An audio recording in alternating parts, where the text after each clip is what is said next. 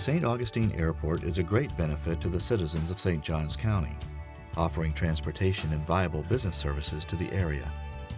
Situated between U.S. Highway 1 to the west and the Intercoastal Waterway to the east, the airport property features a beautiful coastal environment. With hammocks of mature growth trees bordering the wetlands, airport runways and taxiways lay adjacent to an expansive salt marsh with diverse wildlife. A major aspect of the project is the reestablishment and stabilization of a standard runway safety area. The basic need is to provide our standard runway safety area for runway 1331. We've got to have a 500-foot wide safety area which has eroded on the southeast section of the runway. You want to make sure there's an area surrounding the runway where an aircraft or a vehicle can be supported. This is a project that we started talking about, I want to say 10 years ago. And it's evolved over the years as a requirement to bring our runway safety area back into design standards at the insistence of the FAA. Runway safety area is obviously the top priority, but not only fixing the runway safety area, but fixing it so that it will be there down the road for future airport authorities and future generations. On the slopes closest to the water, we are installing an articulated concrete block, and we're installing that along the shoreline to keep it stabilized so that future wave actions, erosion, tidal effects minimize or eliminate erosion in the future. And we are also coming back in on top of this block, and we are placing wetland plants in the holes and laying a fabric down as well to protect and allow the plants to develop. So it's going to be what they call living shoreline. You know, you look at it and you see these large mats of concrete going down, and you think about a heavily fortified concrete stabilized shoreline, but that's not what you see today. I mean, that's what's beneath it, so that the east side of the safety area will not erode. But you see the living shoreline that exists now that we're gone. It's green, it's tidal, but beneath the living shoreline is the stabilized concrete mat to protect the east side of the runway, which again is the base need for the project. Certainly safety is the primary concern for the airport and the community it serves.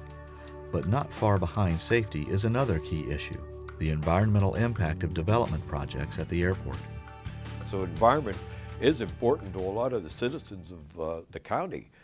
And this project being environmentally sensitive and right, there shouldn't be any concerns from the public if they're aware, made aware, public relations wise, of the benefits of it. We are very much into being environmentally conscious with our resources and reusing whatever resources we can. Our airport is one of the most environmentally friendly airports you'll come across. We're very proud of that. One geographic feature of the airport is the seaplane and barge basin, created nearly 50 years ago. The construction of this facility involved dredging an existing channel area to create a basin of sufficient depth to serve seaplane and barge traffic.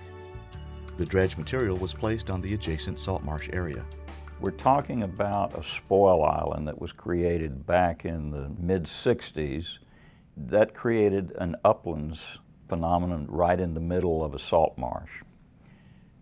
Since that time, the state of Florida and Department of Environmental Protection and various agencies have realized the importance of salt marshes. Salt marshes play a large role in the aquatic food web and the exporting of nutrients to coastal waters. They also provide support to terrestrial animals such as migrating birds, as well as providing coastal protection from storms. Of primary importance, salt marshes are vital to the health and growth of the central fish habitat. It is in salt marshes that spawning takes place, as well as the maturation of fish that populate local waterways as well as the ocean. We needed to mitigate our saltwater wetland impacts first in the immediate area of the project and the airport.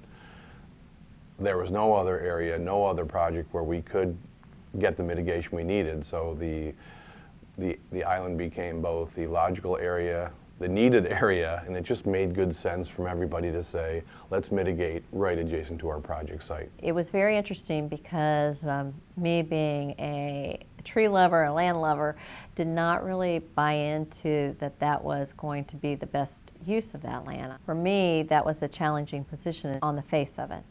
And our airport authority received quite a bit of criticism at looking at that, because the face of it is the airport's taken down this island to build and restructure. Then we did the environmental studies to verify that we weren't getting rid of anything, that there really wasn't a lot of growth on that island. What I understood to be the case was in fact the case. It was the highest and best use of the land to be returned back to the saltwater marsh. That's an important thing to note, because we turned it back to its natural state. We didn't remove it from its natural state. We brought it back to what it should be. So there was some challenges in terms of actually executing the work. It is an island system, it's coastal marsh restoration, and it's superimposed on an airport. It's hard to get to it without damaging the environment excessively, which wasn't allowed in the permits.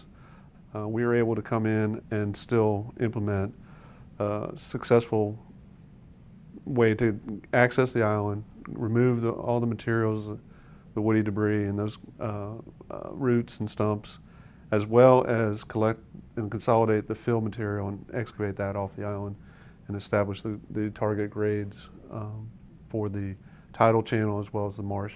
Our suggestion after being awarded the contract was to work with the regulatory agencies and relocate to a higher northern site where there was higher marsh, there wasn't as much open water crossings. It created safer crossing for people and equipment. We created a floating bridge, if you will, and that's what we actually drove across. We had walls on either side, temporary walls supported underneath by braces, and this is 1,200 feet long. It was interesting, we had a friend of ours talking about the project, that they had seen it from the water and that it was really cool because it looked like they were just driving across the marsh, you know, but you couldn't, all you could see was the trucks moving across it as the work was progressing, and not really see any bridge or infrastructure. Well, the tidal channel was actually a good idea. It increases your tidal influence on the 17-acre site. It increases the interchange of nutrients, water, provides essential habitat and varied habitat. Instead of a flat marsh, you have a different element which tends to concentrate fish for wading birds. It tends to provide a better tidal flow throughout the site, which improves water quality. And that, again, increases your tidal connection with not just the 17-acre site, but 100 acres beyond that. It has an influence. We were going to impact the environment by destroying some of the habitat and destroying some of the oyster beds, which are shellfish harvesting. It wasn't just oysters, it was clams and mussels and such. That's considered an impact and has to be mitigated in some way or another. And so what we had to do was move oysters to create new oyster beds. And oysters are incredibly important for functioning as water filters. They provide a lot of benefits in terms of water quality and keeping areas clean, and they take up a lot of silt and filter a lot of organics. And some people even eat them too. So when you look at the plant life that's in a salt marsh, the different grasses, the different plants that are there, we had to replace those and create those plantings on this salt marsh. I don't remember the exact number, but it was just, I want to say a little under 200,000 plants. Each one of those put in one at a time by hand. And it takes a bunch of people, 15 people, 4 weeks of planting to install plants. They're on 3-foot centers. There's 3 species, 3 types of wetland plants. And then again, Mother Nature is going to come in and bring in other types of plants that are out there. The goal of mitigation most of the time is not a one-to-one impact. And we have exceeded what we needed to do on this. In other words, the impacts that we have, we're putting a lot more back. One of the necessities of this project was securing sufficient space for the staging of equipment and placement of materials removed from the spoil island.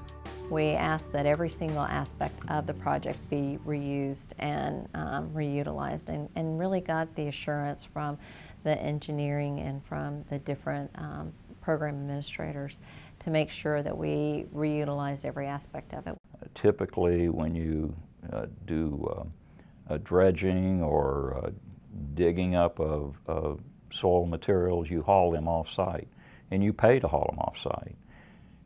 And then typically the next project, you pay somebody to buy them back and haul them back again. Well, we do have some spare land on the airport, and fortunately it was right beside where these projects are, where you come across the Saltmarsh, there it is. So this location just happened to be there, and it was just perfect. That area has everything from debris from the trees, it's got millings from the runway, it's got soil from the island, and frankly the economic value of that recycling and reuse area is hundreds of thousands of dollars, if not millions. Some of the material we were able to screen through a specialized piece of equipment, a trommel screen, where it rotates and removes all the woody sticks and roots and vegetation. And what's left behind is a suitable fill material or topsoil that we can use on the project. So we use a lot of the mulch on the airport. Even the mulch that wasn't used on the airport was turned into mulch and used elsewhere in the community. The soil, the fill, is what we're using to fill in along the runway safety area to do the improvements, widening, expanding to establish the 250-foot runway safety area. So that's fill material that's being placed there. I estimate somewhere between 85 and 90% of the total material from the island has been repurposed, reused, either specifically at the airport or in the community. As this significant redevelopment project nears completion, various stakeholders were invited to tour the site areas and reflect on their observations. As far as I personally go, I think it's a good project. I approve of it, and I think everybody working on it, the staff at the airport and Passero, is doing a good job. No question, a huge part of the success of the project was our contractor. I mean, Turnbull and Rich, they're a huge part of the success in terms of working with us and having the same vision with the airport authority and what everybody's trying to achieve.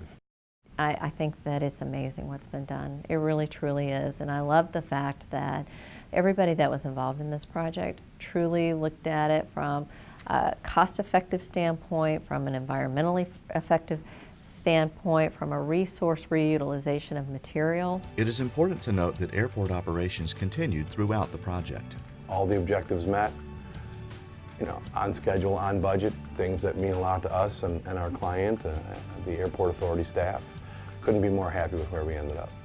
And, the results have been, they speak for themselves.